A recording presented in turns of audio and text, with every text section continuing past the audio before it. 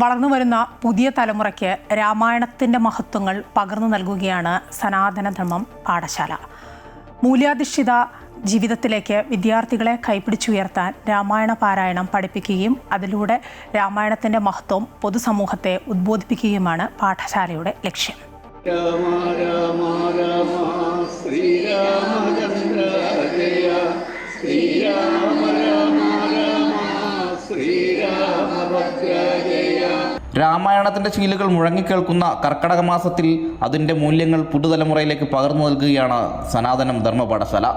രാമായണ പാരായണം എളുപ്പത്തിൽ സ്വായത്തമാക്കി രാമായണം എന്ന പുണ്യഗ്രന്ഥത്തിൻ്റെ മഹത്വം സമൂഹത്തെ ഉദ്ബോധിപ്പിക്കുകയാണ് ലക്ഷ്യം.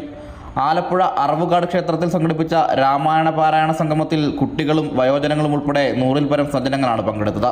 ശ്രീ രാജേഷ് നാദാപുരത്തിൻ്റെ നേതൃത്വത്തിൽ 2019 ജൂലൈ മുതൽ ആരംഭിച്ച സനാതനം ധർമ്മ പാഠശാല കുട്ടികളിലേക്ക് 1000 കുട്ടികളിലേക്ക് രാമായണ പാരായണം നടത്തുകയാണ്. ഇന്ന് 7 വർഷം പിന്നിട്ടിരിക്കുന്നു.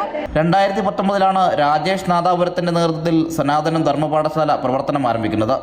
കഴിഞ്ഞ വർഷം എറണാകുളത്ത് 1000-ൽ പരം വിദ്യാർത്ഥികളെയും 2000-ഓളം സജ്ജനങ്ങളെയും ഉൾപ്പെടുത്തി ശ്രീ രാമരാജ്യം 2025 എന്ന പേരിൽ രാമായണ സംഗമം പാഠശാല സംഘടിപ്പിച്ചിരുന്നു.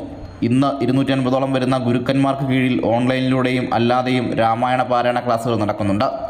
രാമായണ മാസം എത്തിയതോടെ സംസ്ഥാനത്തിൻ്റെ എല്ലാ ജില്ലകളിലും ഏകദിന രാമായണ സംഗമങ്ങളും നടന്നു വരികയാണ്.